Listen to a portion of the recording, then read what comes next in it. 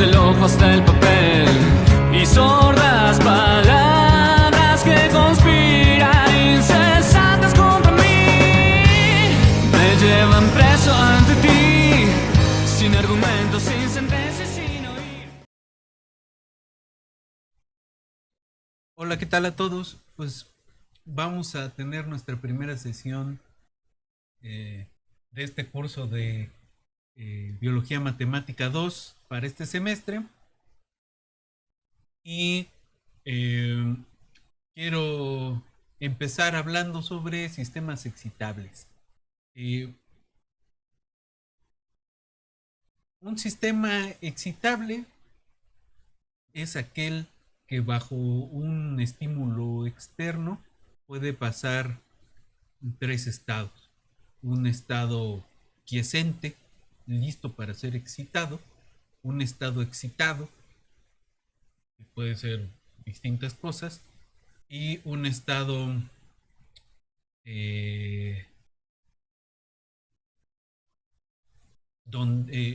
refractario se le llama, donde ya no puede ser excitado, pero ya no está excitado, ¿no? O sea, ya no recibe el estímulo y ya no está en el estado excitado. Hay un montón de cosas que podemos describir con esta idea. Entre otras cosas, un incendio forestal.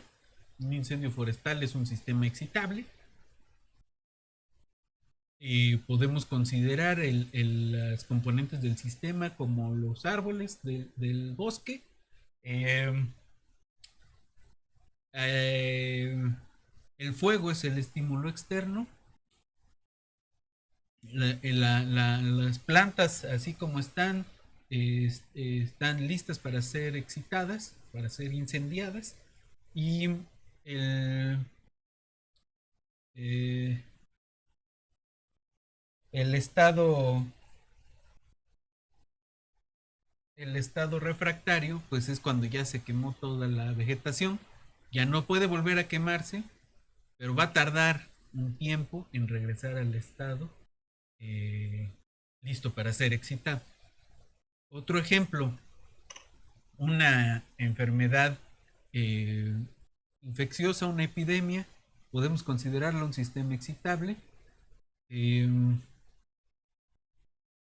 en donde el estado listo para ser excitado pues es el de susceptible, el estado excitado es el de infectado y el estado refractario pues es el, eh, el estado recuperado pero con inmunidad, ¿no? Ya no te puedes enfermar y vas a tardar un tiempo en volverte a enfermar. Eh, Otro ejemplo pueden ser, y es el ejemplo que vamos a empezar a ver en las siguientes sesiones, las membranas de las células. Las membranas de las células pueden ser recibir estímulos eléctricos. eh, con ese estímulo eléctrico la, la, la, bajo ese estímulo eléctrico la, los canales de la membrana de las células se abren, cambian de estado y luego pasa un tiempo en el que ya no pueden recibir esta estimulación y regresan después a su estado quiescente, listo para ser excitados, ¿no? Listo para abrirse. Eh, ok, ahora el día de hoy vamos a revisar en el pizarrón este, pues un sistema excitable inventado, ¿no? Un sistema abstracto, ¿no? Descrito por una ecuación que hace lo que queremos que haga en ese sentido de describir un sistema que sea excitable, que tenga esas cualidades de ser sistema excitable. Y finalmente, este, eh, vamos a ir a la computadora a revisar cómo se ve el comportamiento de este sistema, ¿no? Entonces, vámonos al pizarrón y continuamos.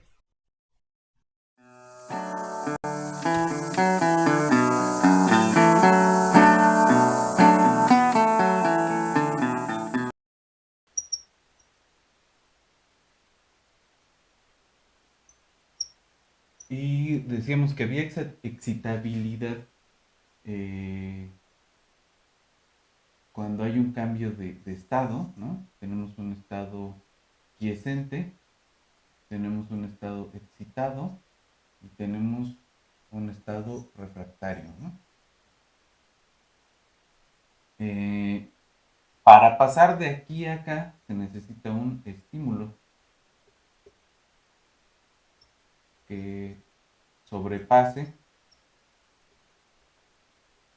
un umbral, ¿no?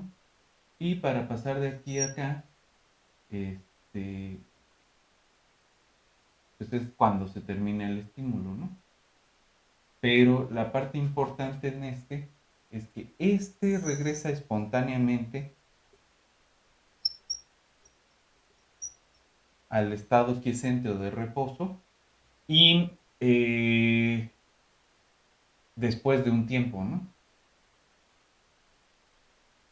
De un tiempo que vamos a llamarle tiempo refractario.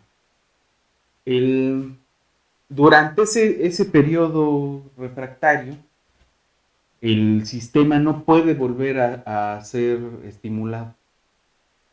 O si recibe ese mismo estímulo, incluso más allá del primer, o más fuerte que el primer estímulo, ya no responde igual, ya no regresa al estado excitado, ya no se puede excitar hasta que regrese espontáneamente a su estado quiescente. Es decir, no se puede acelerar que regrese a la quiesencia, eh,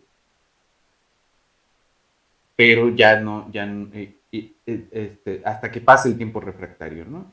Eh, entonces, matemáticamente, ¿qué es lo que estamos buscando?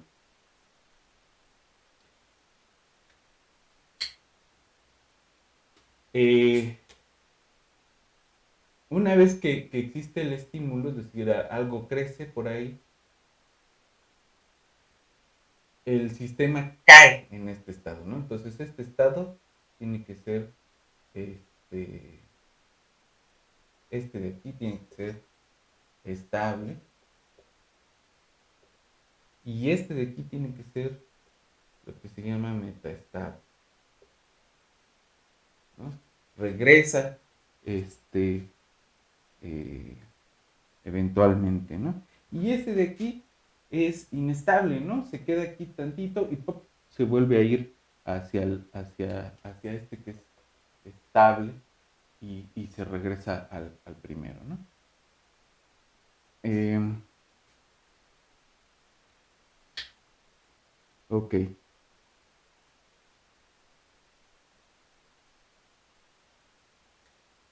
Este de aquí es el metastable, ¿no? Es decir, cae aquí, pero tiende a regresarse a este, ¿no? Eh,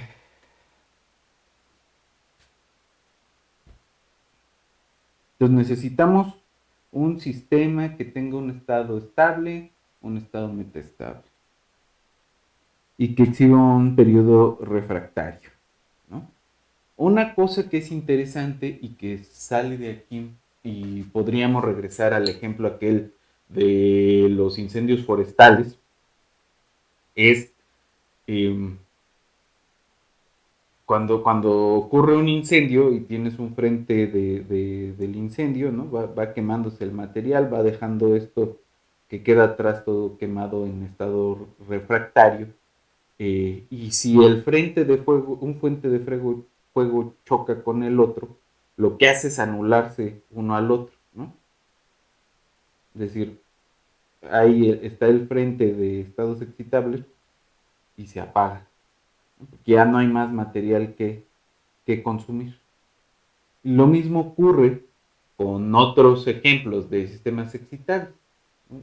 Un tren de excitación puede apagar a uno ya preexistente, ¿no?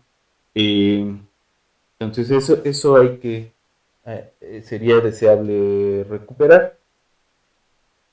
Ahora, eh, pues vamos a construir rápidamente un ejemplo. Eh,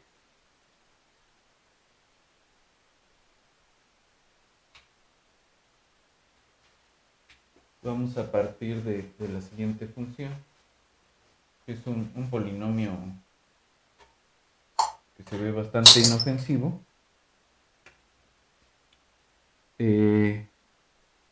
¿No? Digamos f de u igual a u por 1 menos uc por 1 menos u.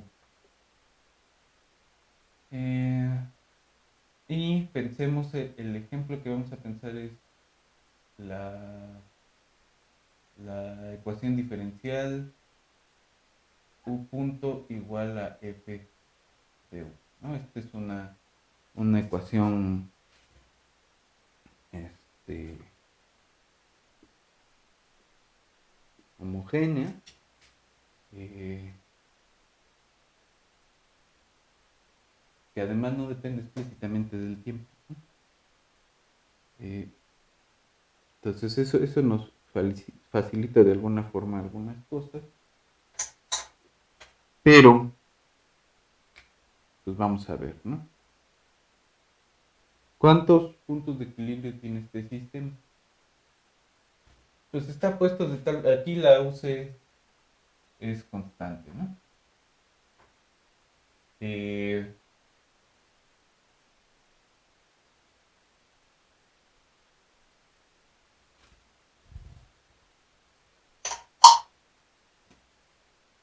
Ahora, ¿quiénes son los puntos de equilibrio?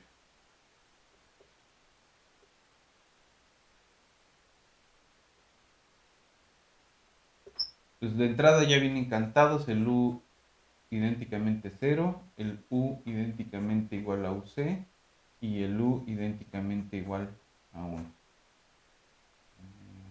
Sí,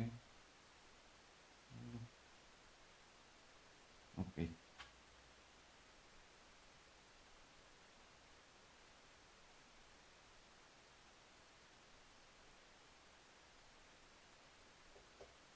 ¿No? Eh, ¿Cuál es cuál de esos puntos son estables, cuál es inestable? ¿Cómo se ve la gráfica de esa cosa? De las soluciones de esta cosa o la gráfica del polinomio, ¿no? Y a partir de la gráfica del polinomio, ¿cómo podemos saber cómo se ven los puntos de equilibrio? Basta que preguntemos qué pasa con esta cosa, ¿no? Eh, ¿Cómo es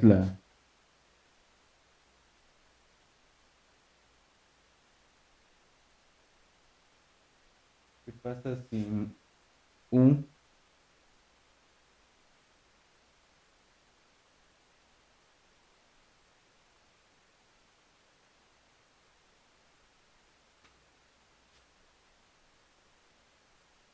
agarramos una U que sea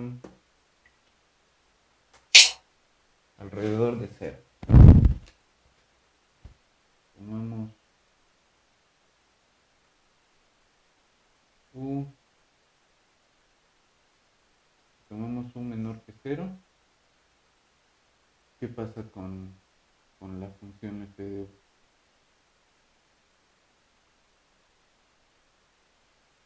Aquí use constante y mayor que cero, ¿no? Entonces de entrada, U es menor que CUC, ¿no? Y U es menor que 1, ¿no? Entonces, este de aquí es positivo, este de aquí es menor que cero y este es menor que cero, entonces esto es positivo y la f de u es toda positiva, ¿no? Cuando eso pasa. Ahora, si tomamos una u mayor que 0, pero que sea debajo de u c y debajo de 1, ¿no? Digamos que tenemos ordenadas las cosas tal, tal, el 0, el uc y el 1, ¿no? Entonces, si tomamos una u aquí alrededor, también vamos a tener aquí este es positivo, positivo, pero este es menor que 0, ¿no? Entonces, la gráfica de f de u alrededor del 0 viene así, ¿no? Eh,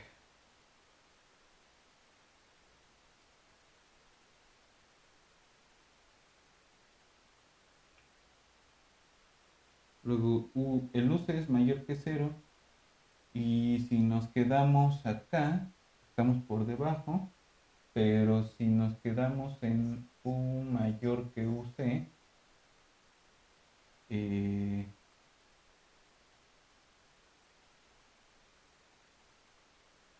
si U sobrepasa UC, este de aquí es positivo, este ya era positivo y seguimos estando acá, ¿no? Si nos quedamos por acá, eh, este es positivo, entonces F de U es positivo. Aquí F de U no es positivo. Entonces, pasando el UC, en el UC se anula, pues en algún punto vuelve a crecer. Y en el 1, pues si estamos por acá, menor que 1 estamos en este caso, pero si sobrepasamos el 1, este es negativo, pero estos dos eran positivos, entonces esto, para puntos adelante del 1, es el UC, el 0, el 1, ¿no? Entonces el polinomio viene así, más o menos, ¿no? ¿Qué hay con la estabilidad?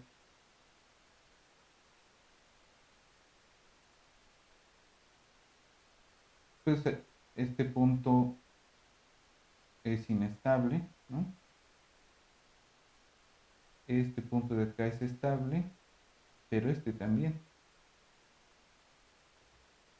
Entonces tenemos un sistema biestable, ¿no? Y eso simplemente con saber que con las derivadas, ¿no? Tenemos un sistema biestable, pero nosotros no queríamos un sistema biestable, queríamos algún punto metastable. Entonces, ¿cómo deformamos ese comportamiento? ¿Cómo lo corregimos de alguna forma, ¿no? Perdón, este de aquí es estable, me estoy equivocando, ¿no? Es el que es mayor que 0 y el UC es inestable. Entonces, quisiéramos convertir este sistema con un punto inestable y dos pozos de atracción en un sistema con un punto estable y un punto inestable, ¿no? El estable que corresponda al reposo, y el metastable que corresponda justo al UC, ¿no? O al punto que era el UC, ¿no? Ahora, ¿cómo le hacemos? Pues quisiéramos, a partir de esos dos nodos, obtener un punto silla. Es decir, queremos generar de alguna forma una bifurcación nodo-silla.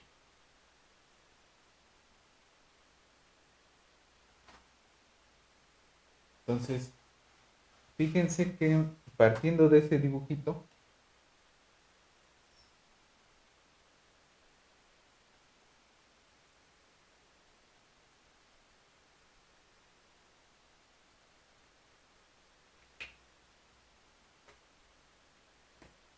Si trasladamos en esta dirección ese mismo dibujo,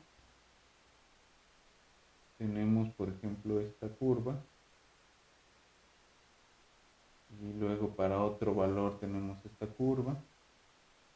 ¿Y qué va a pasar con los puntos de equilibrio? Este se va a ir alejando hacia acá y estos se van a ir moviendo. No van a perder su estabilidad, ¿no? Esencialmente, este sigue siendo un repulsor y este sigue siendo un atractor, ¿no? Y si seguimos, aquí volvemos a tener estos dos puntos, pero eventualmente colapsan en un único punto. Esos dos puntos que teníamos colapsan en un único punto que además en esta dirección se acerca, se aleja y en esta dirección se acerca, ¿no? Entonces tenemos un punto silla, ¿sí? Entonces a partir de esos dos nodos, uno inestable y el otro estable, generamos un solo punto de equilibrio que ya es metastable, ¿sí? Y que va a tender a irse al equilibrio estable después de un tiempo. Y el punto es cómo llegamos desde este punto de equilibrio hasta acá, pues hay que obligarlo a llegar, ¿no? Porque de este lado es repulsor, ¿no? Pues hay que obligarlo a llegar de alguna forma, cambiando alguna propiedad. Y sí, bien. Entonces, esencialmente, ¿qué es lo que estamos haciendo? Pues ahora vamos a tomar U punto igual a, llamémosle otra vez f de u, menos alguna b, que es un vector en esta dirección, ¿no? Entonces llamémosle esta fb de u, ¿no? Entonces todavía estamos considerando ahí que la fb es simplemente trasladar, ¿no? Ok.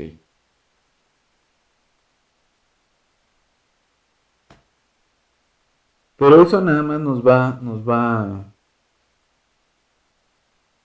eh, a mover el sistema que ya teníamos, que sigue siendo para un montón de valores y estable, ¿no? Ahora el punto es cómo hacemos que espontáneamente o bajo alguna perturbación suficientemente fuerte llegue desde B igual a 0 a B igual a lo que sea este umbral, ¿no? A, a, a este punto de acá.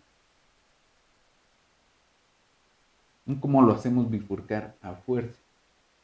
Pues entonces la B no puede ser constante, ¿no? La B tiene que ser una función que también varíe con el tiempo, pero que va a ocurrir el cambio de esa función a una escala distinta. Entonces, ¿cómo podemos escribir esa nueva ecuación ahora para B? Pues quisiéramos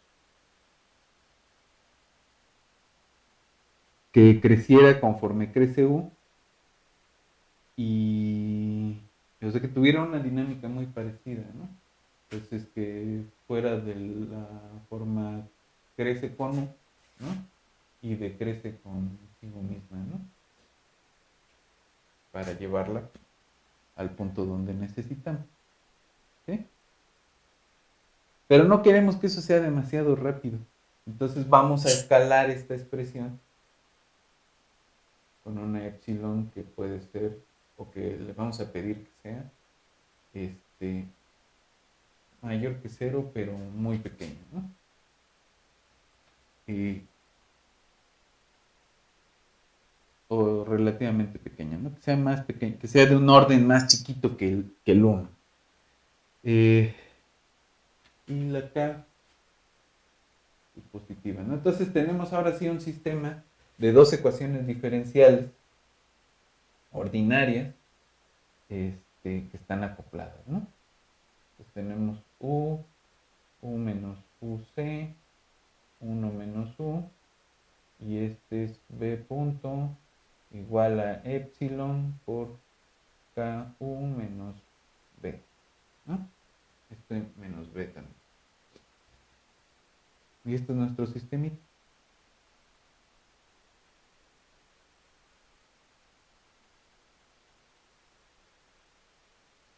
Este tipo de ecuación se llama de Fitzhugh o tipo Fitzhugh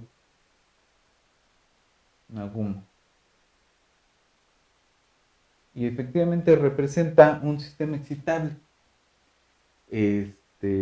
Es una, a partir del sistema que vamos a ver la siguiente sesión, que es el de Hodgkin y Huxley,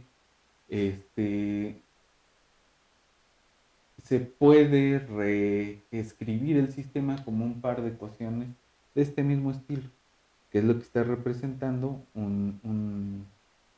pues la excitación de sistema de células del sistema nervioso. El,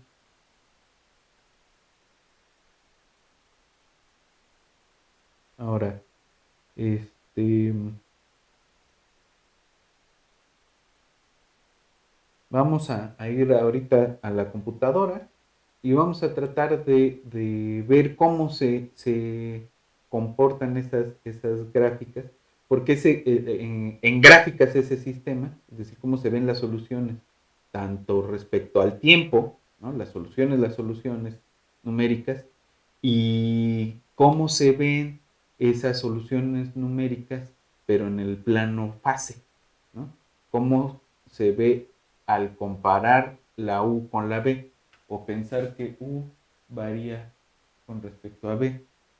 Eh, este, Porque la forma de esas gráficas nos da una idea de cualitativamente cómo se ve un sistema excitable, ¿no? Cómo se ve la excitabilidad.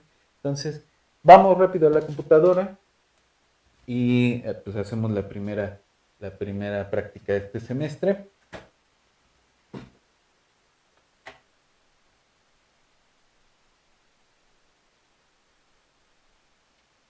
Ya estamos acá en la computadora. Entonces, este es un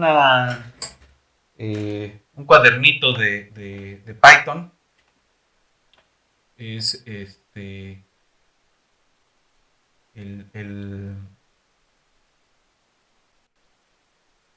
Jupyter que les decía ayer, Ulises, los que se pudieron conectar. La idea pues, son cuadernos de trabajo donde puedes ir cargando interactivamente las órdenes que le das a Python, y puedes ir viendo las salidas sin necesidad de esperar a que corra el intérprete de comandos de Python, ¿no?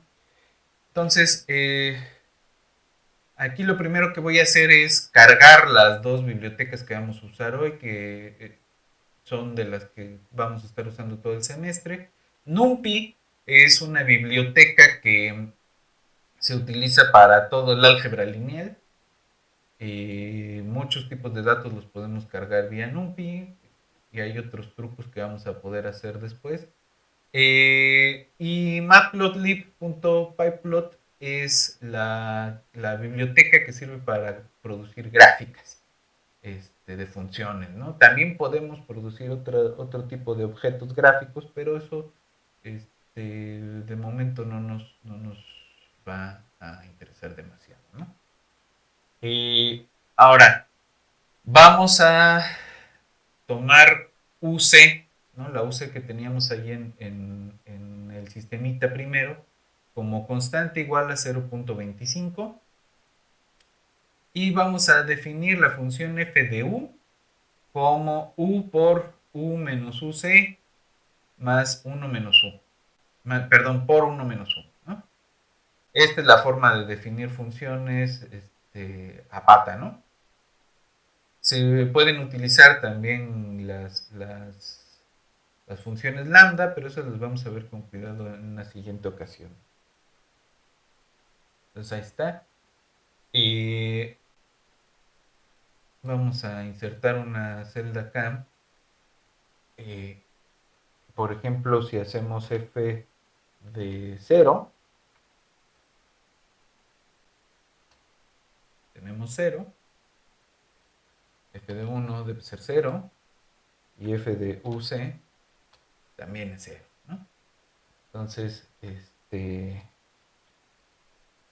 está, f de 1.2 efectivamente es menor que 0, como decíamos. F de menos 1 es positiva, como decíamos. Y si nos agarramos algo entre 0 y 0.25, eso es, por ejemplo, el 0.2, ese es negativo. Y si nos agarramos algo un poco más grande, es positivo, ¿no? Entonces, se comporta como lo explicamos hace rato, ¿no? Luego vamos a cargar un conjunto de valores entre menos 0.2, ¿no? Para que sea algo más chico que el 0, y el 1.1, que es algo más grande que el 1, y vamos a tomar como tamaño de paso el 0.1, ¿no? ¿Qué es lo que hicimos con esa U mayúscula? Pues tenemos un conjunto de valores así, ¿no? Podríamos haberlo tomado otro, con otra precisión menos severa, pero bueno, ahí está. Eh, Ahora vamos a graficar. Entonces, para graficar, vamos a graficar U contra F de U. Déjenme comentar estas dos líneas nada más para que vean. Entonces, si graficamos U contra F de U, se ve así. Por acá va el 0 y por acá va el 0, ¿no? Entonces, dibujemos esos dos ejes con estas H-line y V-line en el valor X igual a 0 y Y igual a 0 con color negro. Ahí está, ¿no? Entonces ahí tenemos los tres puntos de equilibrio y me gustaría marcarlos con unos puntos de color rojo. Entonces hacemos scatter en el 0,0, UC, F de UC y 1, F de 1 con color rojo, y se las encimamos a la gráfica que ahí teníamos, y ahí están nuestros tres puntos de equilibrio, dos estables y uno inestable. Ahora vamos a mover o vamos a graficar las trasladadas para tratar de reproducir el dibujo que teníamos. Igual tomando UC como 0.25, vamos a hacer una función que depende de U y de B, llamémosle FB, perdón, y que simplemente va a ser la F de U que ya teníamos menos B. También pudimos ponerle F de U menos B, ¿no? Entonces tenemos que cargarla para que funcione y vamos a hacer las gráficas para varios valores de B. Entonces vamos a graficar tomando la B de 0 a 0.14 con un paso de 0.032, ¿no? Si tomamos más, se ve más relleno. Si quieren, ahorita lo hacemos. Entonces, ese ya es un poco de maña, ¿no? Y vamos a graficar U contra FB de U con el valor fijo I. Y vamos a ponerle la etiqueta I. Lo podemos comentar, no pudo hacer nada. Entonces déjenme nada más ponerle así. Y legend lo que va a hacer es ponernos un letrero con de qué color es cada valor correspondiente, ¿no? Entonces ahí está. Con azul está el 0, que es la que ya teníamos, la b igual a 0, luego 0.032, 0.64, 0.96, 0.128, ¿no? Dibujamos las líneas de los ejes. Ahí están, ¿no? Entonces aquí seguimos teniendo estos dos puntos y se van a ir moviendo. Este se va a ir moviendo hacia acá, ¿no? Entonces estos dos puntos se van a ir moviendo hacia el inestable hacia la derecha y el estable hacia la izquierda.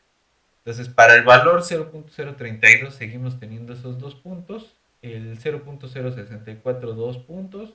Si hubiéramos metido uno más aquí, ahí lo tendríamos. Y en el 0.096 ya le pegamos a un solo punto de equilibrio. Y pasando ese, fíjense que es también un valor crítico. Pasando ese punto, ese valor para B, ya perdimos ese punto estable y únicamente tenemos el de reposo. ¿Sí? O sea, no solo perdimos estos dos, sino que ya nada más tenemos el de reposo. Entonces, pues es un comportamiento que esperábamos encontrar si de veras esto es un sistema este, excitable, ¿no? Ok. Ahora, podríamos hacer, y eso lo vamos a ir haciendo con cuidado después, un, este, pues un diagrama de bifurcaciones aquí, ¿no? Para distintos valores del parámetro. Eh, pero bueno, aquí se ve nada más viendo los puntitos de corte de las gráficas, ¿no? Realmente no es tan necesario hacer algo así. Pero lo podemos hacer después para sistemas un poco más interesantes. Ahora, vamos a resolver la ecuación diferencial que define esta FBDU. Entonces, para eso vamos a cargar otra biblioteca que se llama ODEINT y que vive en una biblioteca más grande que se llama scipy.integrate. Entonces, cargamos la biblioteca. De hecho, es una sola función en esta biblioteca integrate. Y vamos a hacer el epsilon igual a 0.1 y la k igual a 1. Entonces, nuestro sistema es u punto igual a f de fb de u, ¿no? Y b punto igual a epsilon por k por u menos b. Entonces esa es nuestra función. Y para resolver la ecuación, simplemente usamos la función ODEINT. Y ODEINT recibe como parámetros la función que define el lado derecho de nuestra ecuación o de nuestro sistema de ecuaciones diferenciales.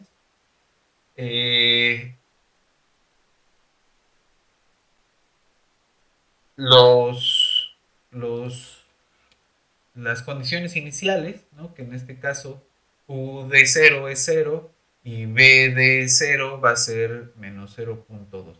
Ojo, aquí le pedimos a F que dependa tanto de la U como del tiempo, ¿no? Para poder usar el ODEINT, porque si no definimos nuestra dependencia del tiempo, aunque nuestro sistema sea autónomo, no podemos hacer uso de esa función de integración numérica. Podríamos hacerlo a patín también, pero pues si ya está programado, usemos.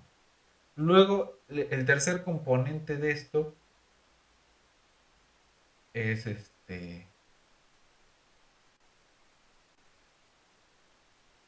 un vector de tiempo, ¿no? Que básicamente es el cuántos puntos vamos a usar para aproximar a la solución.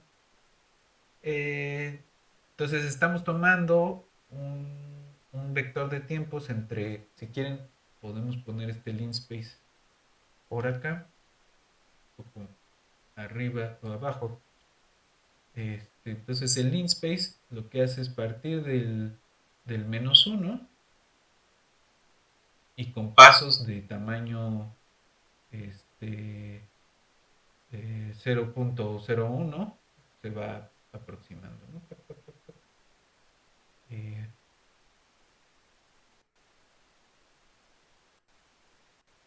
entonces tenemos 100 puntos entre el -1 y el 100.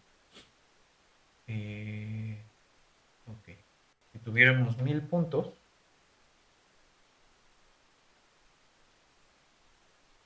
tenemos una cosa así. Pero bueno, con 100 nos bastan. ¿Y cómo se ve la solución? Pues también nos va a dar una lista de valores, ¿no? Ahora, ojo, aquí lo que nos da son una lista con listas de dos valores, ¿no? Y esos dos valores son los puntos que corresponden a U y los puntos que corresponden a B. Pero para graficar nosotros necesitamos tener una sola lista para todos los puntos que corresponden a U y una sola lista para todos los puntos que corresponden a B. Entonces, lo que vamos a hacer es tomarnos el transpuesto de esta, en esencia esta cosa es una matriz, ¿no? Que tiene 2 por el número de puntos que tenemos, que deben ser 100. Entonces, si tomamos la transpuesta, tenemos dos renglones grandotes de tamaño 100, ¿no? Esos dos renglones grandotes las podemos llamar la componente 0 y la 1, ¿no? La componente, todas las numeraciones en Python empiezan en 0, como debe ser, porque los naturales empiezan en el 0, como todo el mundo sabe. Tenemos las dos componentes. La componente 0 corresponde al vector de us y la 1 corresponde al vector de bes que empezaban en el menú 2. Entonces, ya podemos graficar. Y lo que vamos a graficar es la salida de lo de int, que corresponde al b, perdón. Este es el b. Entonces, déjenme cambiarlo. Esta es la que corresponde a U, la 0, y la 1 es la que corresponde a B. Las etiquetas que le vamos a poner es U de T y B de T, y pues las llamamos a esas etiquetas con la leyenda, ¿no? Entonces, ahí están las dos funciones. Entonces, U tiene un piquito, luego decae, pero tiende hacia este estado, que es el estado de equilibrio, ¿no? Y este también va a crecer. La función de este es jalar a este otro para que regrese al punto de equilibrio, ¿no? Este es el comportamiento temporal de ambas funciones U y B que corresponden a nuestro sistema excitable. Y ahora en el plano fase, si hacemos B contra U, ¿no? B en la horizontal y U en la vertical. Aquí tomé un poco más de puntos, pero realmente no es tan importante. Podemos graficar el plano fase, ¿no? Ahí está. Entonces, ¿qué es lo que tenemos? Un comportamiento en espiral hacia el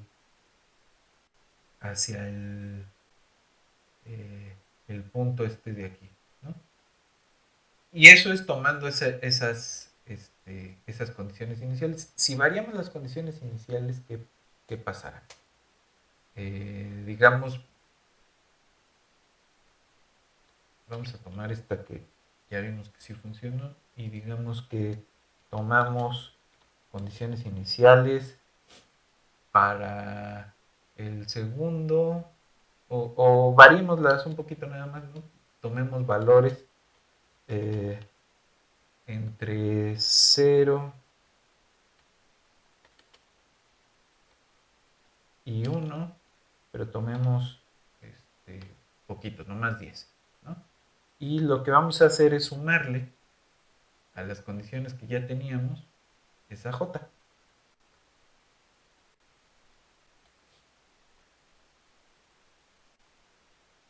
Y veamos qué pasa.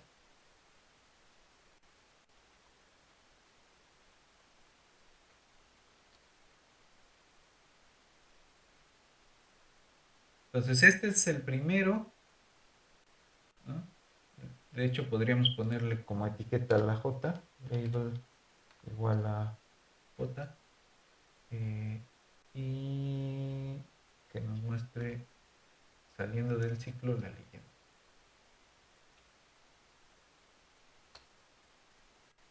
Ahí está. Entonces la azulita fuerte corresponde al 0. En el 0.1 seguimos teniendo esa espiral. Y las demás vienen de más lejos, pero de todas formas terminan en este punto, ¿no? Entonces cuando variamos U respecto de B, pues seguimos teniendo ese comportamiento. Si lo hacemos un poco más grande, se va a ver un poco demasiado relleno.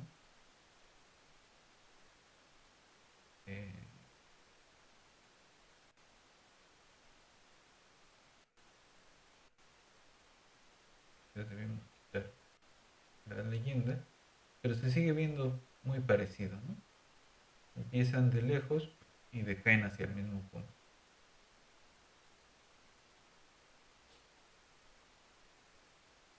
Ahí está.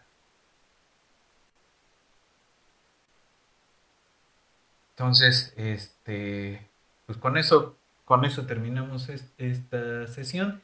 Este material pues, lo voy a subir al repositorio y ya ahí lo podrán consultar con más cuidado. Y continuamos la siguiente sesión con el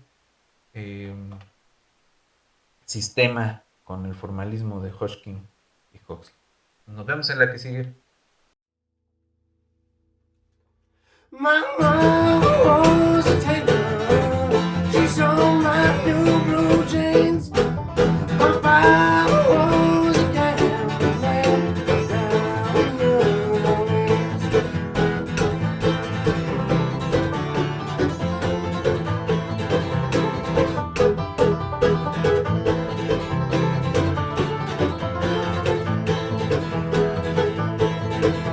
The only thing a gambler needs is a suitcase and a trunk.